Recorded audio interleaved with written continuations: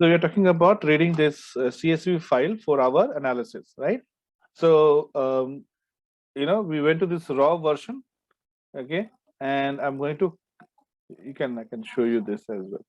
So when this is the general page, but if you want to read the content, you don't want to read this additional text, right? So we click on this raw link, and it will give us the pure data, right? And then we copy this link. Okay, I have not started RStudio. Let me start RStudio.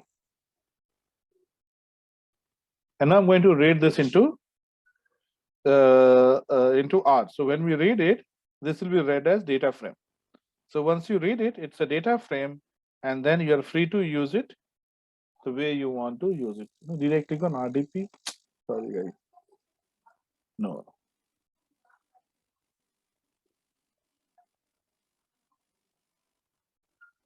Let it come, okay?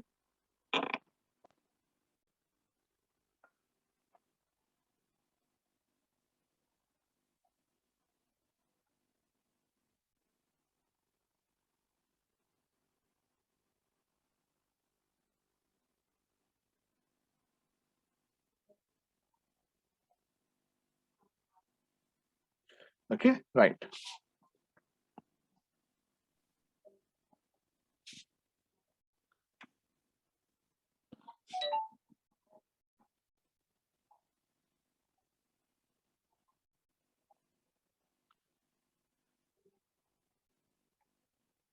Okay, so it is ready. So now I'll go and I'm going to read this. I'm going to call this as data dot frame. Okay, so this is the variable, data frame variable, and here I'm going to read. So I'm going to say read.csv because that's a CSV file, and you pass the raw link on, right? Any questions so far? Or if you have in a local machine, you can give C colon the complete path. You can read the CSV from complete path. I think we have done this part, isn't it? So now instead of reading from a local computer, I'm reading from a web location. Yes? Yeah. Okay. Awesome. So once I read it, now if you want to see the output, you can go and say data.frame. So I'm going to run this first. It will take some time because it has to connect and read it. Okay, so it has read it. And now I go and run the second part. So you see, the content is read here. Entire content is read. So now this is your data frame. Okay, and you can do whatever you want to do. Okay, once you have read it, isn't it? So all the concepts that we discussed with data frame will work here, right? Okay. So we'll start with simple graphs. Okay, we'll talk about some special graphs as well. Okay, so let's say I first draw bar graph. Okay, so let's say to draw bar graph, you say bar plot. Okay, now in bar plot, okay, we pass first the data. Okay, so the data, let's say I want to plot bar graph for what is the second column? Estimated salary. Okay, so I'm going to say if you want to read each column, right? So we do data dot frame, and here we say estimated salary. Okay, now what happens if I draw this? If I run this, you see, bar line has been drawn. You see that? We have so many data, right? That's why the bar is thin. You see this? And the I spoke about 4 parts of this RStudio, and the plot will appear on your right side bottom. And you see, this is plot selected, and here the plot is drawn. Bar plot and the column on which you want to plot the graph. You do it and you have it. Yes, it does not have what do you call the x-axis, right? So if you want to give x-axis, we have something called as names.arg. Okay, so this is the data, and now I'm going to say names.arg equal to that names argument, and here I want to give user ID, let's say. Okay, I want to give user ID as x-axis, so I'm going to say user.id, right? So I'm going to say data.frame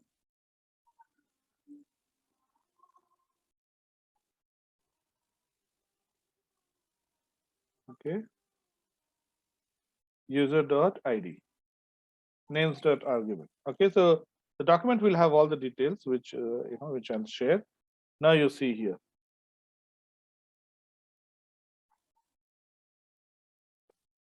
Now you see that user ID is drawn on x-axis. If you want to give the names, okay, so you have an option. So what I'm going to say here, I'm going to say label, right? So I'm going to say X label and Y label. X label.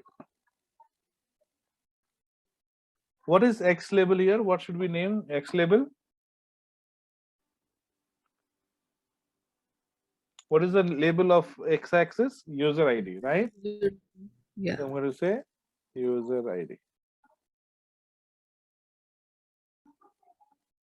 Now Y label. What is Y label?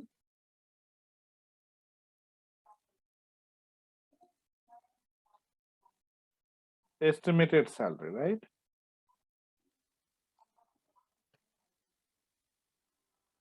Now you go and run it. See that? User ID, estimated salary. Color. Okay, if you can change the color as well. So by default it is black, right? Color equal to, I say red. So see, you got red color. Border, okay, so you can change the border color as well. So I'm going to say border equal to blue. You see that? Border became blue and the blue is filled with red. You have to make it all look blue. So color also will make it blue. So the filling is also blue.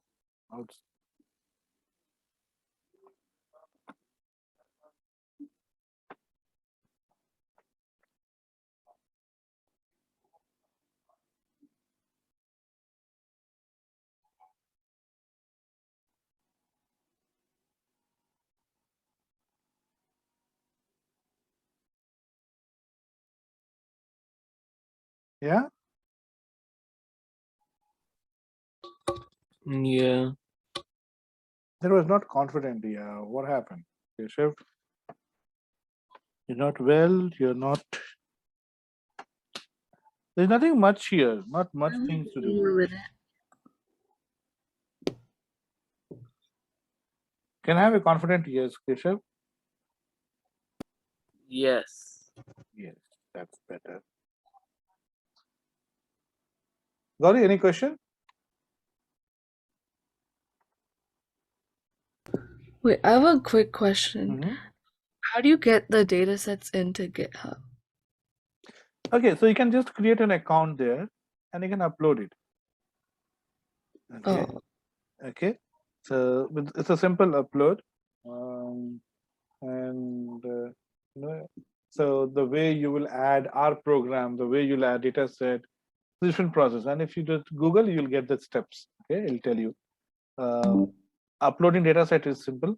You simply create a folder. You create an account, okay, and you can create multiple folders. So when you saw that here, my ID is Swapnil Saurabh. That's my ID. So if I go to github.com, okay, and this is my ID. Okay. Now here I have created multiple folders. So song, lyrics, data science, data set, art tutorials, machine learning, the book, retail analytics. These are all my folder. Okay. It'll even show you, when I access these files, all the statistics, Okay. right? And you can double click and get there. And this is a good thing to know because people are going to use GitHub for storage of information. And when you apply for any scholarship or in your college, if they want to see your project that you have done, right? Of course, one way is to submit the project report, but that's only the PDF, right? They will not be able to see what work you have done in terms of programming. So this is where you will put and then say that, okay, this folder has my project. So if they want to go and work on your project or see what you have done, they will do it. Okay, so this is good. GitHub is a good thing to learn, to know about. Okay.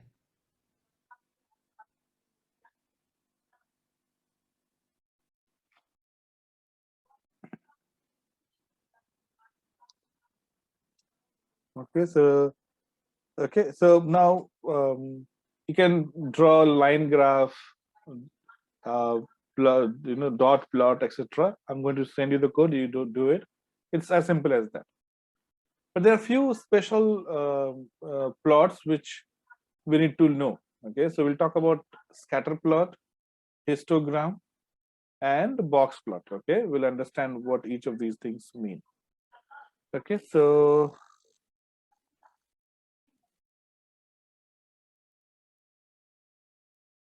first of all, do you know what is average? Keshav, do you know what is average? Yes. Okay, so let's say I have these values 12, 32, 15, 18, 22. Okay.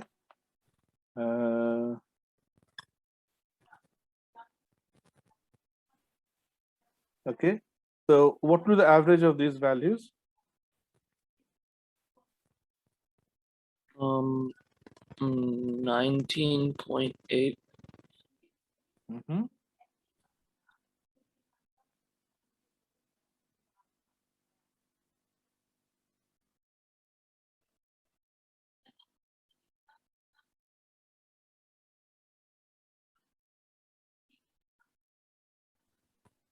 It will be 19.8. Right. So what we do in average is we add all these values and then we divide it by the total number of values, right? So here it will be 12 plus 32 plus 15 plus 16 plus 22 divided by 5, right? That's average. That's also called as mean. So three basic statistics metric are mean, median, and mode, right? Have you heard of these words before? Yes. Awesome. So, okay. So mean is nothing but your average. Average is also called as mean. Okay. Exactly same meaning. No change. Okay. Then you have median. What does median mean?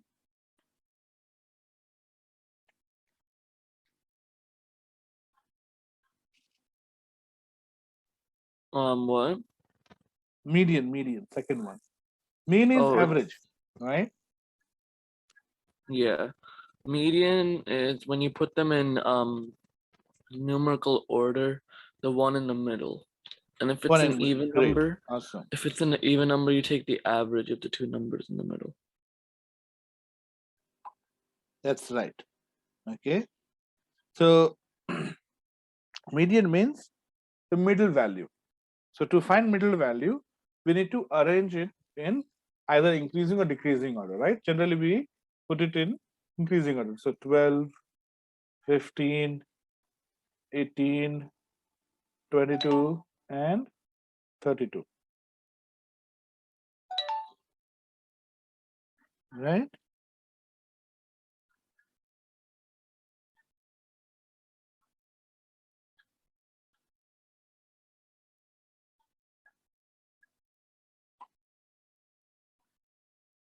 Right? And then what we do is, now here in this case, you see we have 18 is your median, because it exactly divides this data set into two parts. So you have two values on the left and two values on the right. Okay, so median, okay, means dividing into half. What is percentile?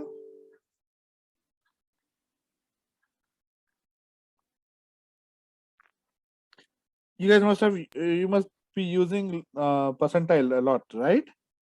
Yeah. So what does percentile mean? Percentile is like the percentage of it. So how you figure it out is that you like divide it by 100 and add a percentage. Yes, so it's not percentage, okay, it's nothing to do with percentage.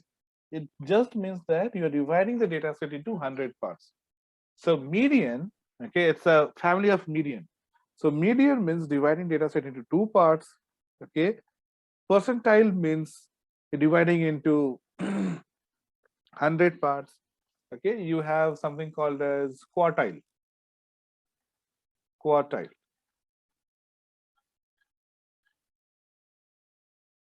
Quartile means dividing it into four parts.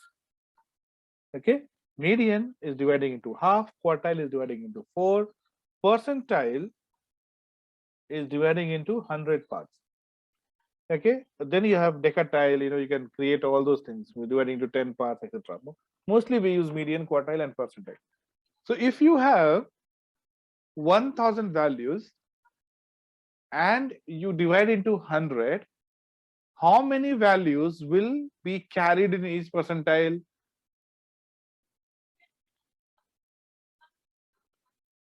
How many values you have? Wait, can you repeat that? So you have 1000 values in your hand. 1000 values, you're dealing with 1000 values. Okay, you're dealing with 1000 values. Now you have divided them into 100 parts, percentile, right? You're divided them into 100 parts. How many values will be there in each percentile? How many values will be there in each percentile? 10. 10, exactly, right? Because we have thousands, we divided into 100, each value will be 1000. So that's what it means. So when you say your percentile is 90, okay, so when you say the percentile is 90, so if there are 1000 students in the class, okay, and if you get 90 percentile, that means each percentile has 10 students, right? And your rank is 90 into you know, um, um, 90 into 10. So you are above 900 students. You are above 900 students. That means above you there are 100 students.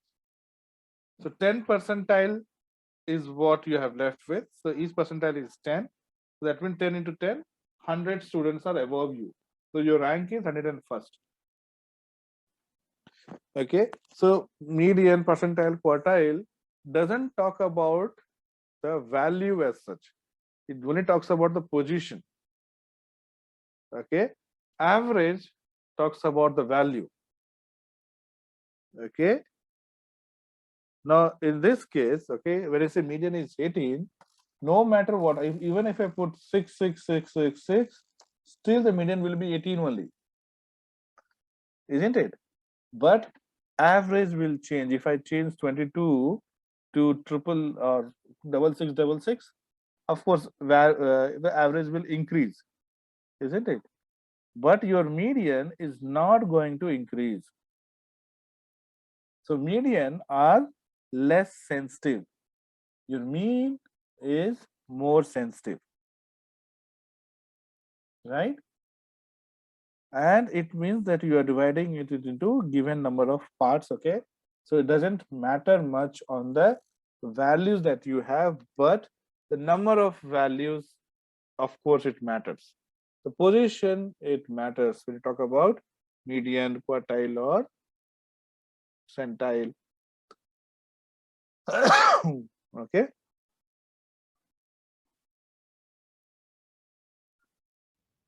Okay. Okay. So reason why we are doing this is because we're going to talk about a plot called Boxplot. And in Boxplot, okay, we focus on quartile. So we divide the data set into 4 parts. Okay, so here if you see median, okay, so median is 18, okay, it's a mid value. But let's say I have one more value here. I have, so this is 32 and I have 68. Now you tell me, what will be the median of this value?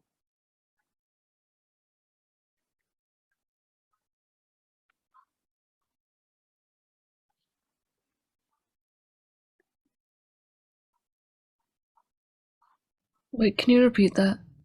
So what will be the median of this data set?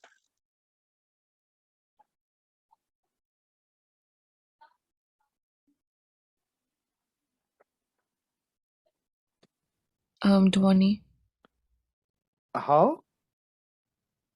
Because like the middle values are 18 and 22, and then you take Correct. that. So here we have 2 middle values. So what we do is we take average of that. So average of 18 and 22 is of course 20. So you get 20 here. Right? So yes, that's the way to do it. Now if I have to divide this into 4 parts. So what you do is we take, okay, quartile means you take median and then you take median of left side and median of right side. Okay, so maybe you have 32 here, you will have 15 here, okay, and you'll have 20 here. So you're dividing that total data set into 4 parts. That's what. Okay, so now when you see Q0, Q1, okay, Q2, Q3, and Q4. Okay, it's called quartile 0, quartile 1, quartile 2, quartile 3, quartile 4. 4 is max. Okay, quartile means 4 parts, right? So then in 4 parts, that's why we have Q4. Q4 is maximum. Just like 100 percentile is maximum for percentile, right? We have 4 Q as quartile. Okay, great. Now, when you say Q4, what does that mean? When you say Q2, what does that mean? Q2, okay, Q2 is your second, first quarter and second quarter. So when you combine quarter 1 and quarter 2, what do you get? You get half, that is median. So your Q2 is same as median, is same as 50 percentile. 50 percentile is half of 100 percentile. Q2 is half of 4 Q quartile, okay, and median is half, of course. So Q2 is same as median, is same as 50 percentile. Okay, any question here? No. Keshav? No. Awesome. Okay, so this is how we say Q2. Okay, now Q1, okay, Q1 is quartile 1, okay, that means it is first quarter. This is first quarter. What does that mean? That means if you have 100 values, median is 50, and your first quarter is 1/4, which is 25 values. So 25 values will be part of your Q1. Then Q3. Q3 is again same as third quarter. Right? That means if you have 100 values, 75 values is what constitute Q3. You're able to visualize it, correct? So let's say if you have these many values, 4, okay, so this one is your quartile 2 or median. Okay, so let me format the cell.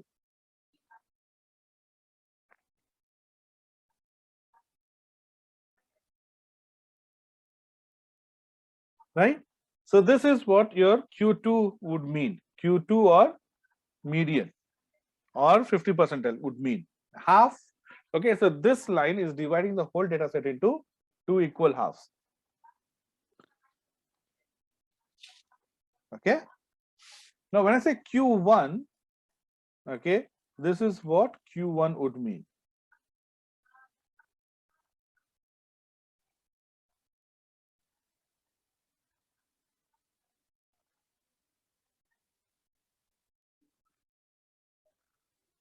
Okay, this is Q1. So this is dividing the first half into 2 parts, right? So quarter 1 and quarter 2. So this is your quarter 1, this is your quarter 2, and similarly here you'll have quarter 3.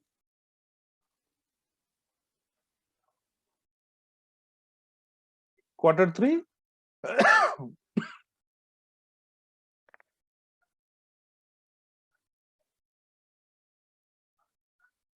okay, so Q1, Q2, Q3. We know what is Q1 now, we know what is Q2 now, what is Q3 now.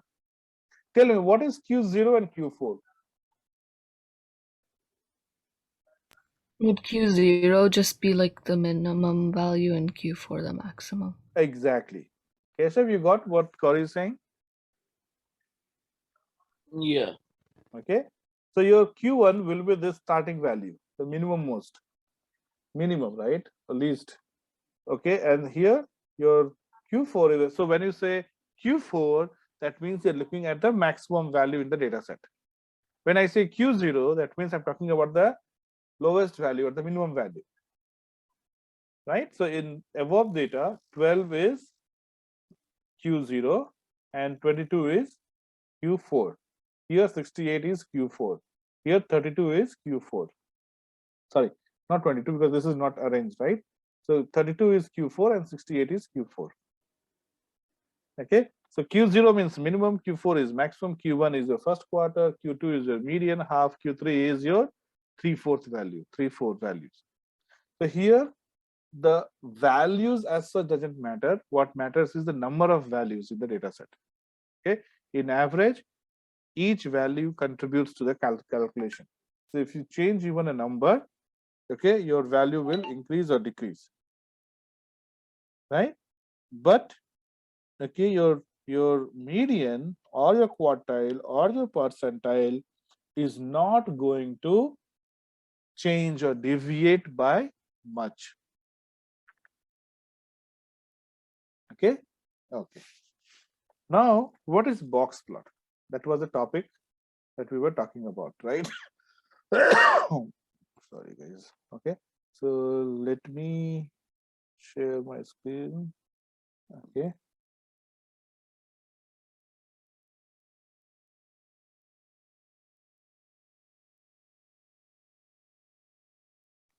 So we have less than a minute. Okay, we'll join back when this ends, right? Okay. Yeah. So look at this.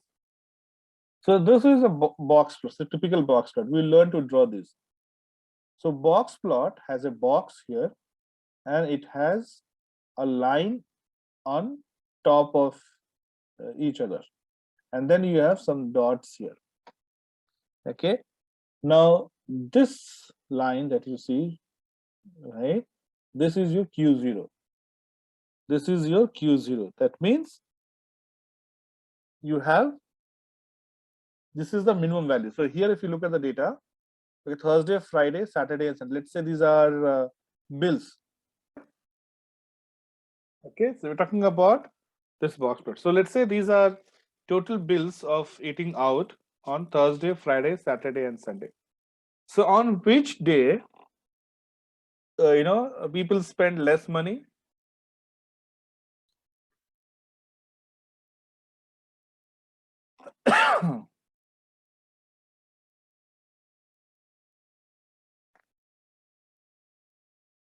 Thursday. Okay, so if you look at the range, yeah, so you see that the Thursday range is less. Okay, that means, okay, so they're probably spending about $8 to $30 maximum. Okay, yes, there are 5 bills which are more than $30. We call them as, when you see dots, dots are called as outliers.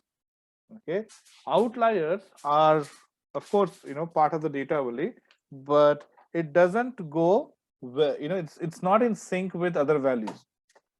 Okay, most of the values are between 10 and 30, and there are few values which are 35, 40, 36, 45, 50. Okay, so box plot is also used to give us outliers, which is, okay, outliers which is, not in same range, you can say. Okay, so let's say every time we meet at 7 and one day we met at 9, that's an outlier. That's, we should not generally consider outliers for our analysis. That could be one of case, right? So from, the box might represent 500 values and you have only 5 values. Okay, so those 5 values are generally not along with the numbers that generally we see. They are called outliers. So generally when you are doing any kind of mathematical analysis, we ignore outliers. Okay, we ignore outliers because that can unnecessarily, okay, impact our analysis. Okay, so we generally have, we generally ignore outliers, and that's why box plot is also one of the preferred way, okay, to find outliers. If there is any outlier in the data, so you have 10,000 record, let's say, right? Out of 10,000, how do you know which are outliers? So you draw box plot, and box plot will give you each point represents one data which is outlier. Okay, so you know that, okay, there are 5 outliers in the first set. In second set, Friday, only one outlier is there, right? Okay, so that's about dots, and most of the the values are represented by this box. So you have q1, sorry, q0, the minimum one, then the beginning of the box is your q1 value, first quartile. Okay, the middle of the box is your median or q2. Okay, then you have q3, and then finally you have this box, this line here, outermost line, which is q4, maximum value minus outliers. Outliers are not included in the box. Outliers are represented as dots. If you remove outliers, then the upper line that you see is your maximum value, q4. q0, q1, q2, q3, q4. q2, so q1, q2, q3, they represent the box, and q0, q4, they represent the handle to the box. You can, as you can visualize it to be like the handle to this box. Okay, now the range represents the values. Okay, it doesn't tell you, by looking at it, we don't know how many values are there. Okay, so Thursday might have 1,000 values, and Sunday might have 10,000 values, possible. Okay, it doesn't tell you, but it tells you the spread. What it means is half of the value, okay, on Thursdays are between 8 and, let's say, 15. Okay, 8 and 15, okay, are the lower values, and then from 15 to 30 are your other half values.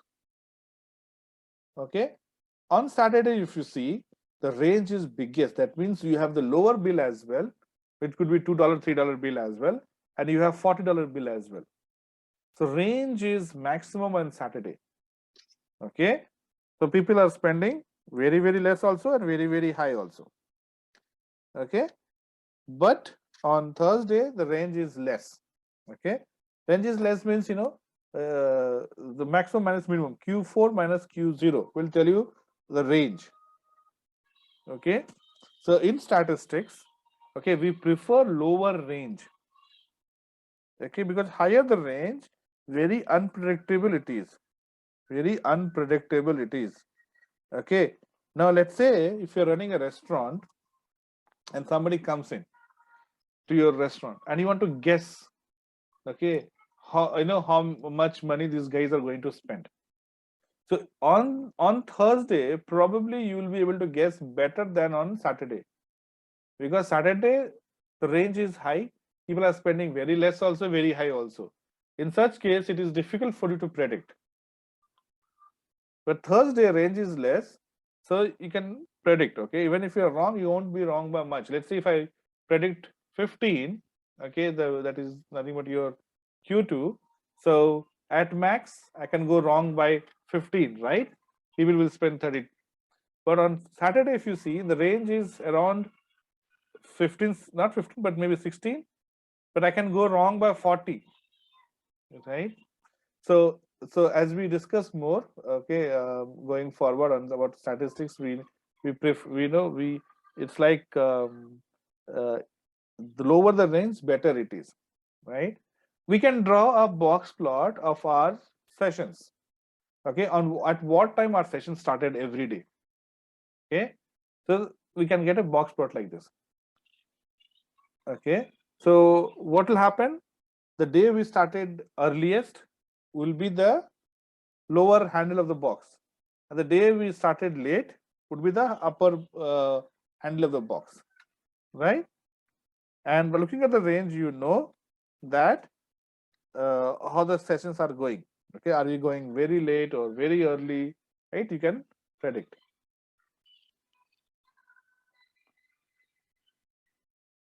Now you know what box plot is, guys. Yeah. Okay, so here you see this one. So your median, Q1, Q2, mean, max, right? And it's called box, and with that straight line is called whisker. Okay, whisker of the box. Okay, so I spoke about range. Range is max minus mean. Max minus mean is called range. Okay, so sometimes when you say max, you might get outliers also, right? On the higher outliers, and on the minimum side also we might get outliers. So sometimes range may not give a good picture of how the values are distributed. So for that, we calculate what is called as IQR, interquartile range. Range is max minus mean. Okay, interquartile range is Q3 minus Q1. So we leave out 1/4 data on the left and 1/4 data on the right, mid 50% value. We find the difference, and that gives us IQR. So when you find IQR, the advantage of finding IQR over range is that outliers are ignored for sure in IQR. In QR, in IR, okay, range, okay, in range, you're not sure if outliers are included or not. Okay, but in IQR, okay, for sure you'll be removing outliers, because we are removing 1/4 of the data on both the side, left side as well, right side as well. So what is the difference between mid 50% of the data? So Q3 minus Q1 is called as IQR, interquartile range.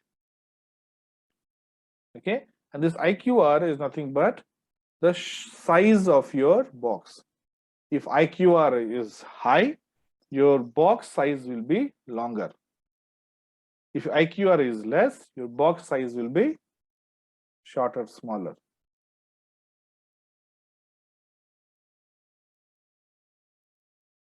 Yeah.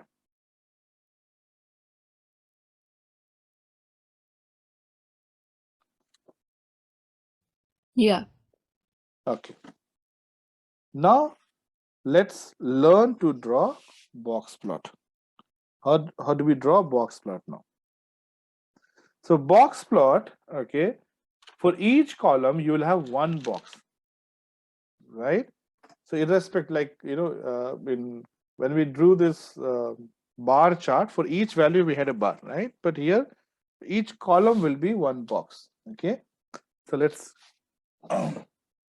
do that. I'm going back to my art studio, and here I'm going to type box plot, right? Box plot. So box plot is your function to draw box plot. Okay, now here we need to give the column, right? So on what column do you want to draw? Okay. Okay, so let's draw a box on estimated salary. So I'm going to say estimated salary. Okay. Now, okay, so I can draw estimated salary. Okay. Or I can create estimated salary per gender. Okay. So let's say, let's try to see how the salary is ranging for male and female, right? So we have column called gender here, right? So I'm going to put this tilde sign, okay, and I'm going to say gender. So we'll end up creating two box plot, and we'll see the estimated salary, and then we will try to analyze the salary, okay? And here you have something called as data. So we have only put the column names, right? Column names are your estimated salary and gender. But what is data? So what is data here? The data frame. Okay, so data dot frame, right? Okay, now let's run and see. Yes, you see this? So we've got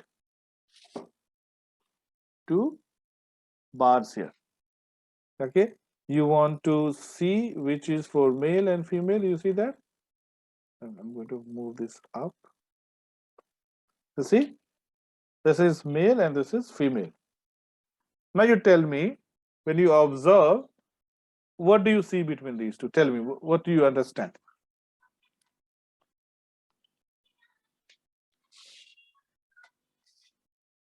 Hmm? When you see, what is that? Yeah, go ahead. Like the second and third quartiles are a little lower. So what does it mean? If you see, the mean and max are almost same, isn't it? Yeah. Right? So the minimum salary and maximum salary doesn't change with respect to gender. Correct? So, you know, mean and max salary doesn't change. So both, based on this data, we see that there is no difference, you know, for salaries between male and female. Great. Now, when you see this Q2 is lower, okay, see, total range is same, but your first half range is lower. Second half is bigger. What does that mean?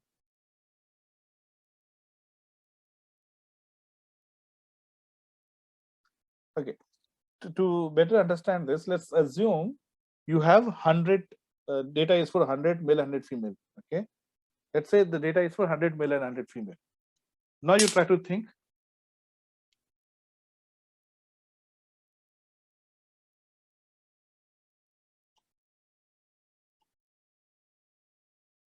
They have equal number of people, 100 people. You have data for 100 male and 100 female. Now what does that mean? Range doesn't change, right? That's what we have seen. But 50% of people, okay, if you look at the first 50% of people in male and female, the first 50% of people, they get less salary compared to female. Okay, but the other half, okay, that means people who are getting higher salaries, okay, the range is more for male,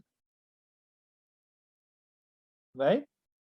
So the population, see this, see this, the lines talks about the population, number of people. When you see the smaller size, that means more people are fitted in this small area. And when you see bigger size, that means, you know, area is more, and you know, so the difference in salaries are more. Yes, bigger area. See, if you have to fit 50 people here and 50 people here, so down the area is less, the distance is less, so you have to put people closer to each other. So there is not much difference in salaries between people in first half. But here, bigger area, same number of people are putting. So definitely the gap between the values will be more. Okay, so when you talk about higher salaries, the gap is more, and that probably is in both male and female. But in male compared to female, male you have higher salary discrepancies within within male for a higher position or higher salary position compared to female. So female people they have similar salaries, but in male the gap is more. Yes, did you get it? Yeah. Keshav, is it going over your head? What? Do you understand what I'm saying? Yes. Great. Okay, so that's why box plot is important metric. I know we have spent more than half an hour just to talk about box plot because this is one of the important plot. Okay, of course you can add y lab, x lab. Okay, main if you want to give a title, so you can say main. Okay, so main equal to salary range or something, whatever. Okay, now when you run it, see, you got this header.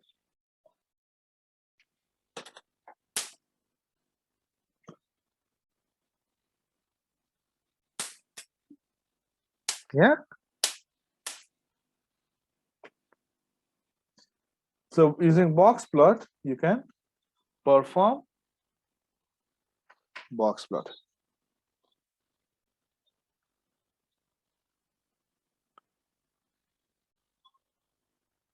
So I'm going to send you a PDF, okay, after this meeting. Please practice them, okay, for rest of the week. Okay. Will you promise me to practice? Yeah. Keshav? Yeah. Please, okay, because now we are getting into higher discussions, so without practice it will be difficult. Okay, do practice. Okay, so we'll talk about one more small concept before we end it for today. We'll talk about histograms in the next session. Okay, next time we'll talk about histogram. We're going to talk about what is called a scatter plot. Okay, you know what is scatter plot? Yeah. Awesome. So what is scatter plot?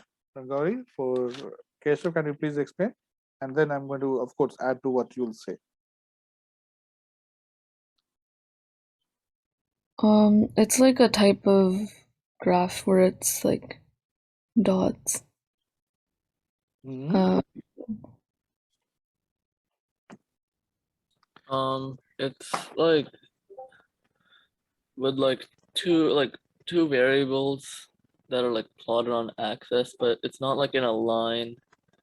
It's just like a bunch of points, and So with that you so can yeah. So here it and with is that you can about like reveal correlation between the correlation. points. Exactly. So it is to show the relationship between two variables. Now, see, we will be drawing two-dimensional. That's the two variables. But and of course, when we do machine learning, you will see that you could do multi-dimensional, 3, 4, 5-dimensional. But those are difficult to visualize for us. So we'll try to visualize in 2 dimensions, and then you can extrapolate for 3, 4 dimensions. So here we try to study the relationship between two variables. One variable will plot on x, another variable will plot on y. Okay, something which is in our control. Okay, something which we can generally. Okay, so generally when you talk about a mathematical equation, we generally say y equal to something x, right? Now, I mean, that is general notation. You can even say x equal to something y. Nobody's going to stop you. But generally, we say that y equal to something x. Okay, that's the general notation. So what we do is when you have two variables, something which is under your control, which you can change, you can control, we put it on x-axis. Something which is not our control, we put it on y-axis. That means if you change x, Y will change. Number of hours you study will increase the marks. So marks will be on y-axis and number of hours you study will be on x-axis. Right? Generally, that's I mean, there's nothing wrong. You can put marks also, marks on x-axis and number of hours you study on y-axis. It's not going to change an analysis. But general notation is, okay, so we want to study what happens to marks based on the number of hours we study. So more you study, more marks you get. There's a correlation. And that correlation you will see when we plot the XY graph. So scatter plot, okay. So scatter plot is about plotting XY graph. Okay. So here we have two columns. We have age and salary.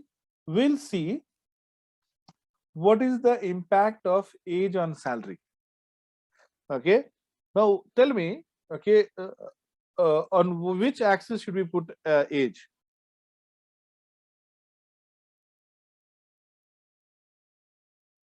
So here age we know something in a control, right? I know my age, you know your age. So age generally we will plot on x-axis and salary, which is not in a control, right? That is decided by our employer. So salary will put it on y-axis. Nothing wrong. You can put salary also on x-axis and age on y. Nothing wrong. But going by mathematical notation, that's what we generally do. So I'm going to plot, okay, a scatter plot. So to plot a scatter plot, we simply use plot. Okay, and here we give first the value on x-axis. So value on x-axis is data dot frame, okay, dollar age, right? That's what we said. We'll put age on x-axis, then data dot frame and estimated salary. This is what we're going to put it on y-axis. Okay, and you run it. You see this? These dots represents the relationship between age and salary. So you see this. Okay, what do you notice from here?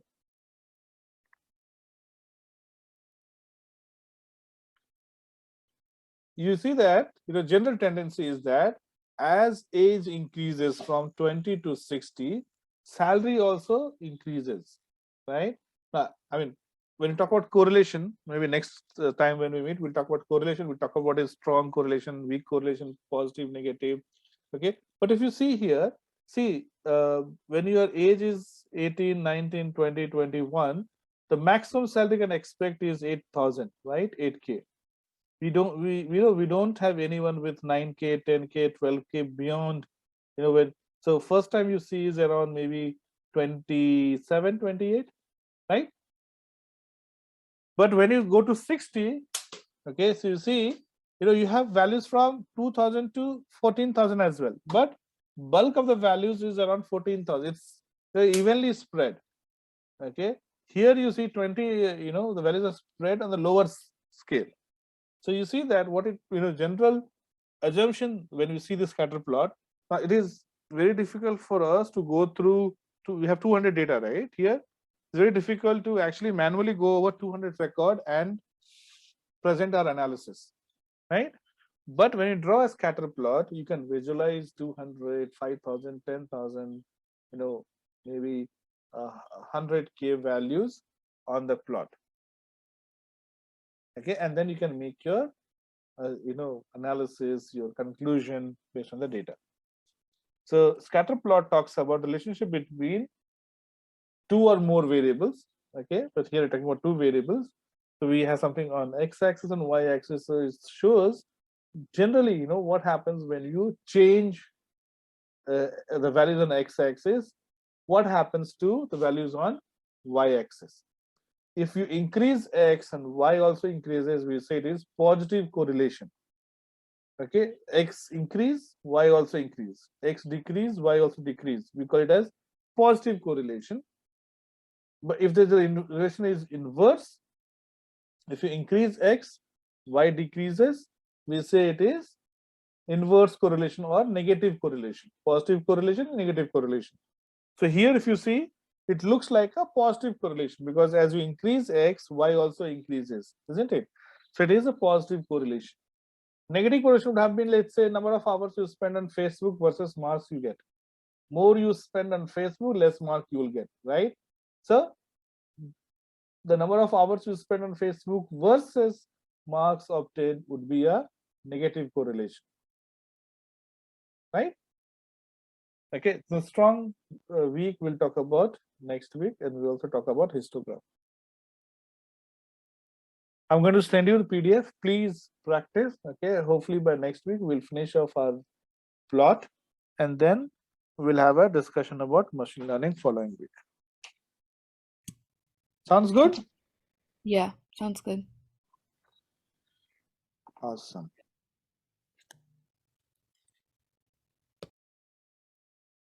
So shall we end it here for this week? Yeah. Okay, then have a good day, guys. Take care. Thank you. Thank you. Bye.